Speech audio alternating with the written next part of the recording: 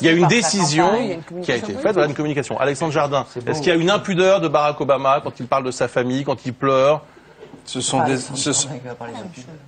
des gens qui, de toute façon, vivent constamment avec des caméras. Donc le jugement qu'on porte est forcément déformé.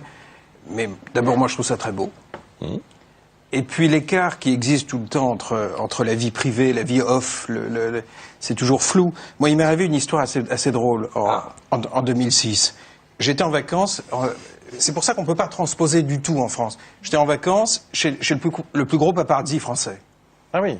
En Bretagne, et on prenait le petit déjeuner le matin, et il y avait un homme politique français qui téléphonait tous les matins, qui était avec sa petite amie, et qui téléphonait à ce paparazzi pour lui demander comment échapper au paparazzi.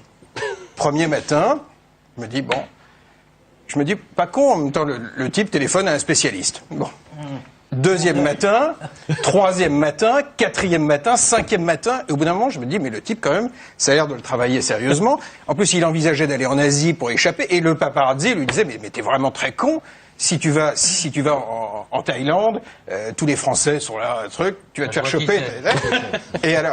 Et au bout d'un moment, je comprends que l'homme politique habitait chez le paparazzi à Paris, puisque son appart était vide, et qu'il était avec sa petite amie. Je comprends également, au fur et à mesure, qu'il s'est fait lourder par sa femme. Et qu'il était... Sur Twitter, tout le monde cherche le nom. Alors dites-le.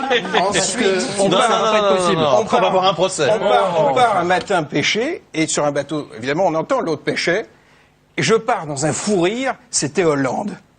C'était Hollande qui habitait chez le plus gros paparazzi français, et qui essayait d'échapper au paparazzi, et j'ai trouvé ça, mais à mourir de rire de folie.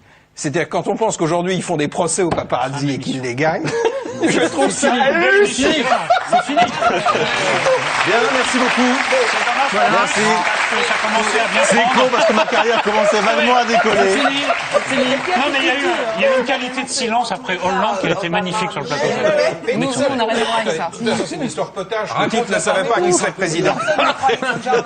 Et alors, le plus drôle, c'est que le lit dans lequel ils étaient... C'est drôle, là, parce que j'ai un doute, là.